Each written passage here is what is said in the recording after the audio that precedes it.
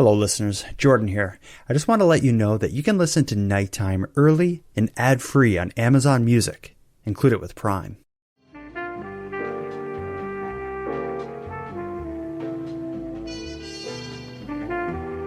You are tuned to the Nighttime Podcast, focused on the fringe of Canada. Hello listeners. Here on Nighttime, I've been tasked with sharing details of many dark and unusual Canadian events. I've covered countless unsolved crimes, missing persons cases, supernatural events, and strange characters. In fact, at this point, 6 years in and a couple hundred episodes later, there's little I haven't covered. Well, except for one thing. To my knowledge, Nighttime has yet to explore the fascinating world of garden decor in St. Catharines, Ontario. It's a topic I've often considered, yet I just couldn't find the appropriate garden in St. Catharines, Ontario to feature. But that all changed. When scrolling through Canadian news stories over a morning coffee, I found myself face to face with what could only be described as the most controversial garden in St. Catharines, Ontario. This particular garden, despite its vibrant colors and tastefully selected blossoms, is the venue for a battle between the homeowners, a neighbour, and the town's bylaw enforcement officers. The problem has nothing to do with the flowers that grow there. The entire issue surrounds the unique choice of a garden planter. When Christina and Matt designed their garden, they started by purchasing 2 large wooden coffins, placing them in their yard and filling them with soil. And as it turned out, a neighbor didn't share the same taste and aesthetics. A complaint to bylaw enforcement would begin the most interesting garden or bylaw enforcement story the town of St. Catharines, Ontario has ever seen. And very shortly, we're going to hear directly from the homeowners involved in this. Tonight, in this episode of Nighttime, we're going to be joined by the homeowners turned gothic freedom fighters, Christina and Matt, and our topic will be the most controversial garden in St. Catharines, Ontario. Sina Calbury and her boyfriend Matthew Micah are bringing new life to their front yard by adding a casket full of flowers. The couple bought the coffin online to revamp their backyard garden, but ended up loving it so much they put one in the front yard a few months ago as well. Their 2 sons love it, and so do most of their neighbors. But not all. One of them called the city to complain. The couple got a letter from the city telling them to remove both coffins from their front and backyards. But they say it isn't going anywhere. The casket's gonna stay here, and the only way it's moving is if I'm in it. One neighbor, who didn't want to appear on camera, said they were concerned because of the public school down the street, but many other neighbors said they don't have a problem. It might not be my taste, but it's not harming anybody. And come Halloween, it'll be cute.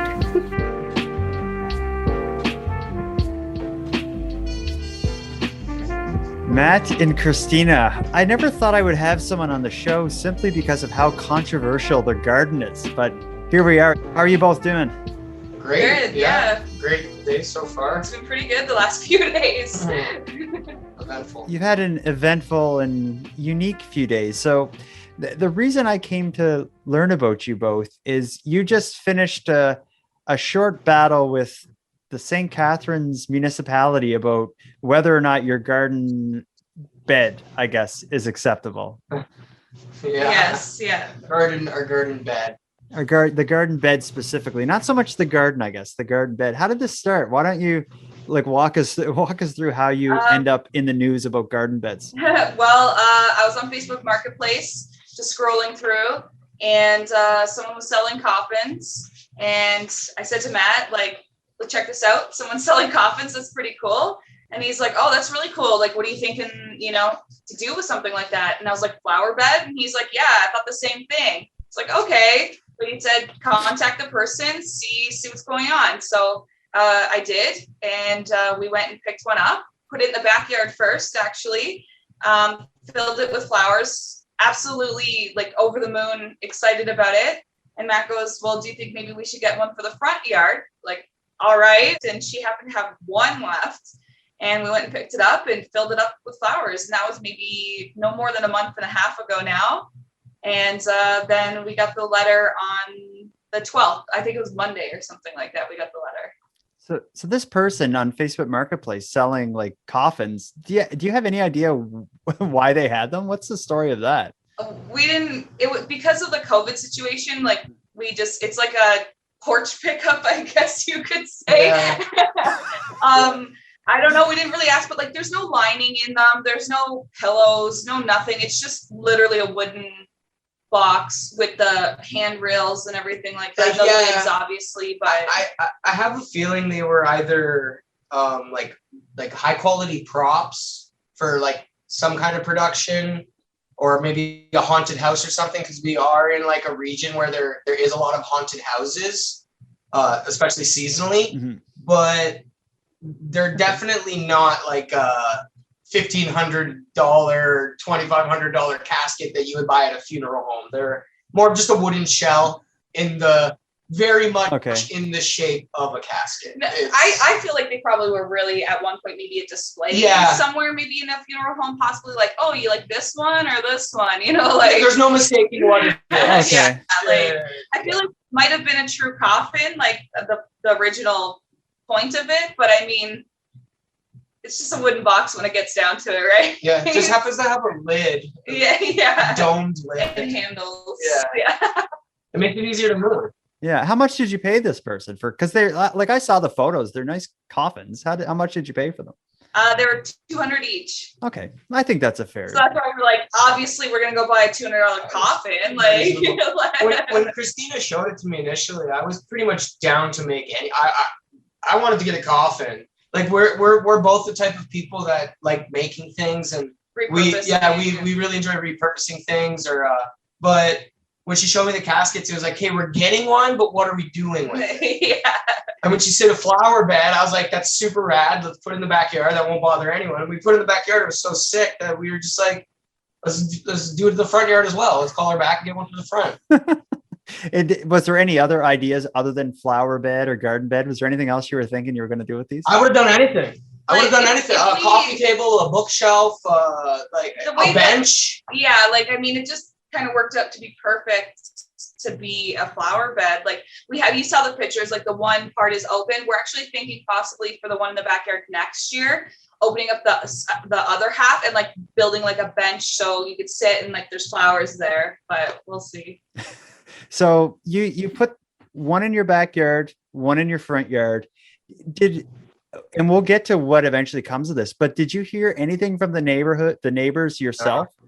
When we were setting it up, when we brought it home and we pulled it out and started putting it on the front lawn, a few people drove by and looked and stuff, but I don't know what they were thinking. I don't know what they must have been thinking. But they didn't have like negative looks on their face or anything. And like when I was like filling up the one in the front yard with flowers, one of the neighbors down the street was like, oh, you like lots of flowers too? Clearly it's a casket. So she wasn't like bothered by it. I was like, yeah, we definitely love flowers. Yeah. So it was like, at first, I don't know, maybe they thought we were going to bring it in the house or something, but then it just like stayed there. Yeah. And got filled with flowers and got a picket fence built around it and like became a very obvious permanent fixture of our front yard. Yeah, the picket fence is a nice touch too, because it just has that, it just kind of whispers graveyard or something. Yeah. You know, it's funny you mentioned that because, you know, we got complained about having trash in our yard, and that picket fence is actually made out of repurposed skids that a factory tosses away and they let people grab them. Okay. And I've got a stack of about 8 skids in the side of the house that nobody said anything about. Mm-hmm. And it looks horrible. I'll be the first one to say that, but nobody said anything about that, you know, but the beautiful garden is a real issue. Yeah. So, and I just want to ask this, do you rent or own your place?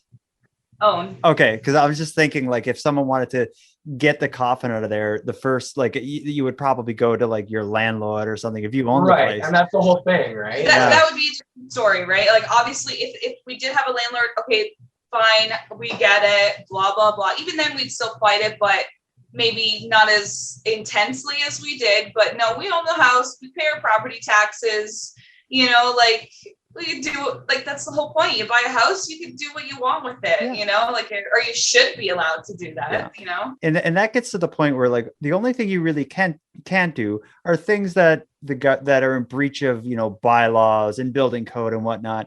And it looks like what happened is a neighbor had an issue with your choice of garden beds. Rather than knocking on your door, which they were probably, I'm guessing they're probably scared of you, to be fair. Rather than knocking on your door, they go to the city of St. Catharines. And I can only imagine they were going through a big dusty book of bylaws being like, there's got to be something in here about coffins. So she probably called them up, you know, moaning on about how it's ugly, there's a school, there's children, and until they were like, okay, well, the only thing we can do is say it's not being used for its intended purpose, in which case the city would have to go knock on the door of every single person who has a basket as a planter, a wagon wheel as a decoration, a bathtub as a garden planter, really anything that you can imagine that's, I guess, not sold in the garden section of your local hardware store.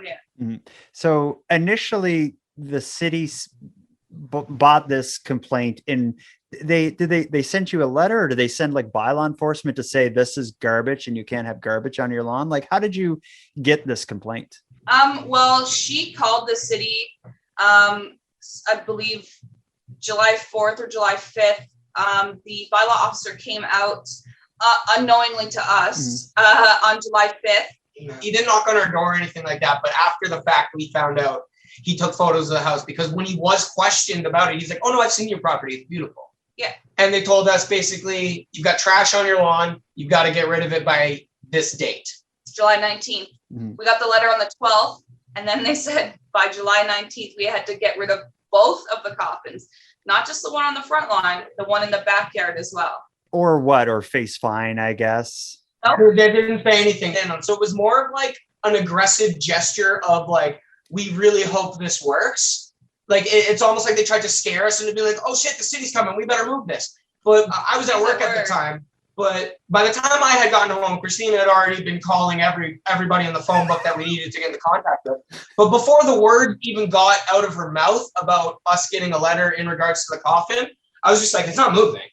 Before I knew who she called, before I knew what the letter said, before I knew anything, I just said it's not moving. We're not doing anything to anyone. We're not violating any kind of law and or bylaw. You know, we've repurposed something. Our personal aesthetic may not be everyone else's, but luckily we own the place. It's our property. So just keep walking if you don't like it, right? You may not like the aesthetic of it, but there's no question. I've saw the photos of your place. Like, your property's well maintained. And it's neat. It's organized. The flowers look beautiful. I just think I get why someone may not like the style of it, but that's a part of living around other people. Fine, but not everyone keep on going. Like, not everyone goes to a scary movie, or not everyone rides a roller coaster. Yeah. You know, some people are afraid of clowns. What if I had a big clown statue out there and someone... I would have a problem with that too.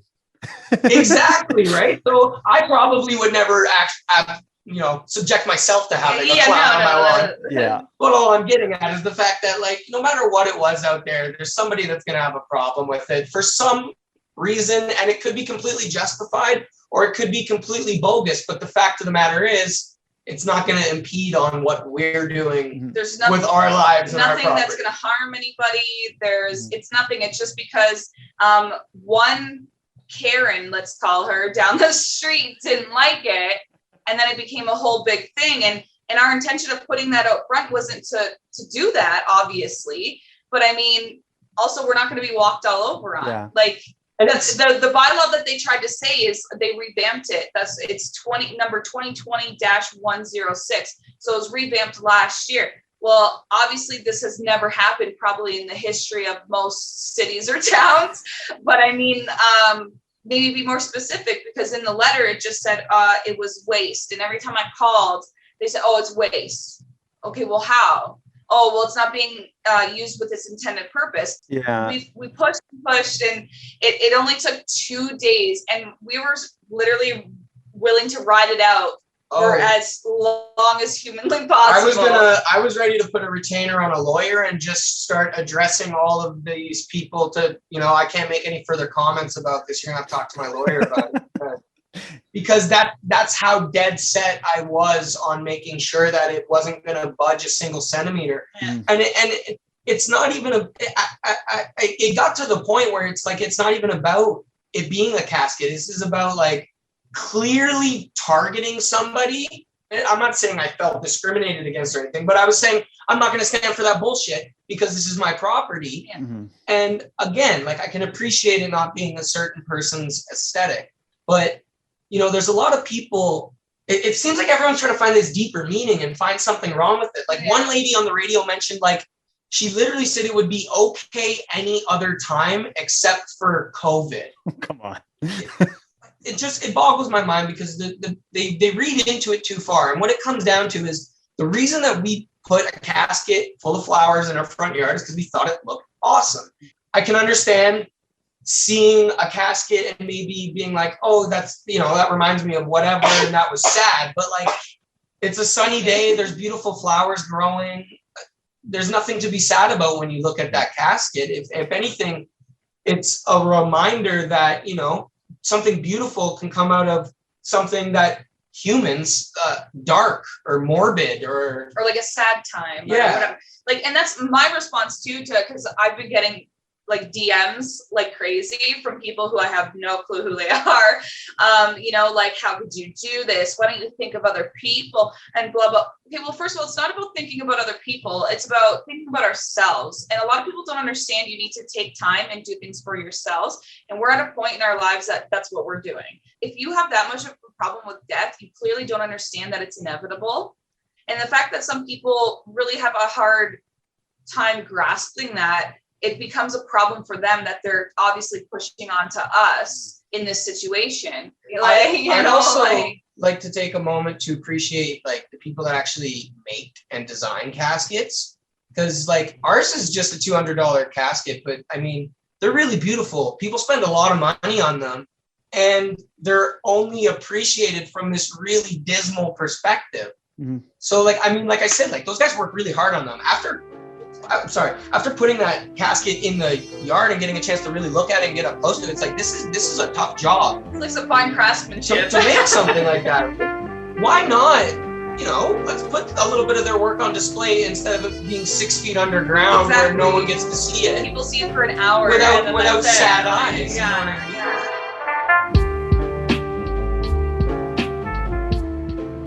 As far as the complaint you get from the city, they send this letter, you call and plead your case. Was there any more to it, or did they just call you back and like, you know what, this is bullshit, forget about it? Well, it took a couple days. So the day we got the letter, as soon as I was doing the same thing, like he was at work and I was reading, I was like, no. So I called the number for the bylaw officer that was dealing with that case. Spoke with him. He could not give me a straight answer or an appropriate answer as to why we got this bylaw. But then he also gave me his supervisors, I think like the head of St. Catharines bylaw, I guess. So I spoke with him as well. And he said the same thing, like the first guy, oh, I saw pictures. Your yard's beautiful. It looks really great. Like everything looks really nice. You have to get rid of it. It's, okay, but why? I'm like, there's no, like after looking into the bylaw, it's like there was no, it was just like, it's waste. Okay, but how? It's not in pieces. It's not a big pile of junk. But how? Yeah, they defined it as debris or refuse that's not being used for its intended purpose and can cause a health risk for the general public. Yeah, like it's obviously a bylaw written to prevent someone from having like there's a rotten old car and a pile of garbage and just this nonsense. And it's or just people who don't maintain their properties. Yeah, but what they were trying to say we did was something like that, but that's not the case. So I even called the MPP's office. I called the mayor's office. I called the city councilors for our areas. I called lawyer's office. Like before he even got home, I think the letter came here maybe an hour and a half, not even before he got home. And I'm like, yo, I've called like 10 people. Yeah. The second day, so the day after the letter, I already did interviews for 3 newspapers, 3 radio stations. I'm like, it's just, I was in contact with CBC, CTV, like That's amazing. It's really taken on a life. I've even gotten to people, I've had people like in Ohio messaging me, be like, hey, I just saw your story. Like, so it's spread pretty quickly, which is it's actually pretty cool. Yeah. Well, it's so easy to, as you read the story, it's so clear what they were trying to do. And they were hoping you were just going to be like, well, I'm not going to ask any questions. I'm going to destroy it. Exactly. And got the wrong yeah, no, we're not the type of people, especially when we're not in the wrong, to back down. I'm surprised how quickly they changed their tune, though. They immediately seemed to put their tail between their legs and be like, yeah, you're right. Obviously, they don't want the negative social presence on them. Even all the reporters and editors and producers and stuff who did contact all those people, there was a no comment. The radio station I was on yesterday tried to get in contact with the mayor for the second time, and he refused a second time, saying that that's it. No, we're not. No comment. It's because they were so in the wrong. Like, and it must be so embarrassing, which feels so good. Like the fact that we fought the city against a law, bylaw, whatever you want to call it. It was such a satisfying feeling. That like we were in the car when I got the call the other day, and he actually ended up rolling down the window and like screaming out the window about it, and we were just like freaking out because it was such a nice feeling. So what was the call? Who called you and what did they say? So the supervisor guy, like I mentioned, for the bylaw, the city bylaw, he actually called, sound so miserable, which was just defeated. Just like, hey. Yeah, so we're dropping it. We're not pursuing. I'm like, and I was like so happy. I'm like, oh, really? Oh, like, you don't say. And he's like, okay, bye. Like, so, and then I told him and he's like, yeah, like. When you put the coffin there, you must have expected like maybe some weird looks. Did you think you were going to get any trouble from the neighbors about it? Like, what did I didn't. I thought obviously people are going to look by and be like, ew, some people, because we've seen those faces looking through the window. But like those people, I feel like are like normal people who like, that's weird. I wouldn't do that. And then just carry on, instead of being kind of obsessed with it and then doing something like calling the city. But I didn't think the neighbors, we don't talk to the neighbors. Like we keep to ourselves, there's a bit of an older crowd on our street, which is fine, but like, they're just not our people. And I didn't think that it was going to come to this, to be completely honest. Like I didn't think, I don't know if you felt like someone was going to call, but I didn't. I'm the type of person that if we've been driving around or whatever, one of my friends had that on their property, I'd be very jealous of it. So yeah, I feel the same way. So the only thing that I was really worried about is if someone would try to take it. Yeah. Well, it must be pretty heavy. Like even if it's not all like finished inside, like it's a 2-person job for sure. Yeah. How did you move it? Did you rent a truck or something? I got a Jeep. Okay. So we're not, it's just big enough. Barely fit, like barely. And it was like, well, at least we know. Yeah. What about this though? You talk a lot when you're talking about the complaint. You're using she. Do you know who lodged the complaint? Oh yeah. Absolutely. Yeah. Okay. And we had an interaction with that said neighbor, and she came right out and said that she's the one who called the city. Yeah. Was this a negative interaction? It was very much negative. Yes. So what's going to come of this now? You're keeping the coffin. You're empowered, and there's no spiteful feelings or anything like that. We're not going to go out of our way to broadcast the casket like add more. Like I've had the question from radio and everybody, so getting any more caskets? Like, well, no, like we didn't put it there to piss anybody off or hurt anybody. We did it because we liked it, and we spent $400 on caskets. We don't have any more casket money laying around. So like I mean, like probably just gonna lay low mostly. Yeah. No, I mean, like we just want our garden to look beautiful and according to our own aesthetic. Never been a creepy thing. It's been a beauty thing, and we just happen to think a casket is beautiful. They don't like the aesthetic. I get it, but we do. So get over it. Yeah. And there's a school. We live on a dead end, and there's an elementary school. Well, like my oldest, he's 5. He goes to that school. he's been brought up in all this horror. Both of them, they're 2 boys, 5 and 3, and now I'm 7 months pregnant. And like, same thing, like the boys were brought up in with all this horror genre stuff around them and oddities and antiques and stuff. So we were like super pumped about the one in the backyard when we first got it. We finished it flowers, and like we're like, come outside, see what we got. We like brought them up, we're like, look, there's a coffin. They're like, oh, cool. They were annoying. Like, they thought we had something for them. Yeah, or they thought something. we had toys outside for them.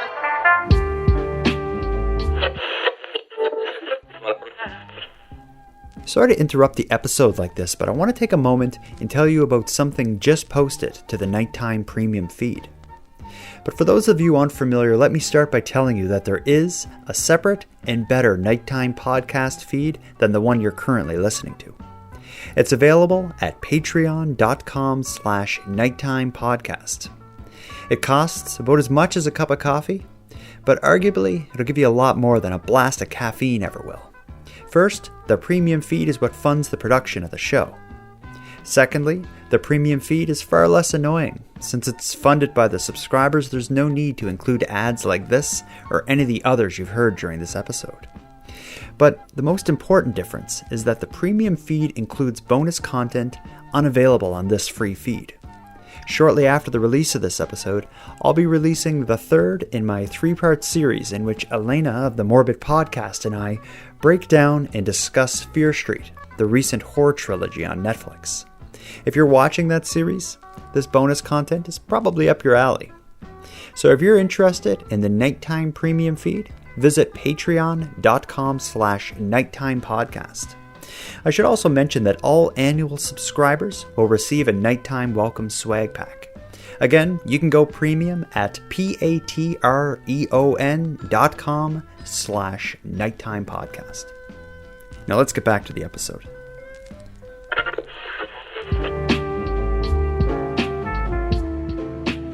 Well, this is amazing. Thank you both for taking the time out of your busy day of fighting for social justice for all the goths across Canada. Yeah, right. Yeah. It's for everyone who's in the right, standing up for being themselves and expressing themselves in a totally acceptable context. Mm-hmm.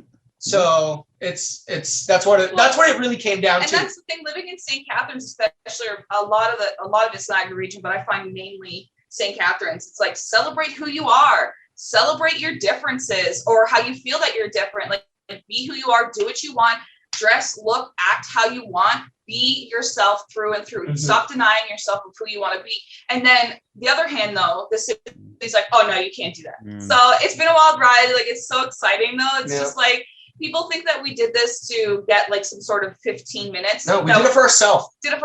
It was up for months before this all happened. Like, this was like not, a month at least. This was not by any means intended to be what it has become. It was just for us. Like, I've been so hard into that horror genre since I was a kid, right?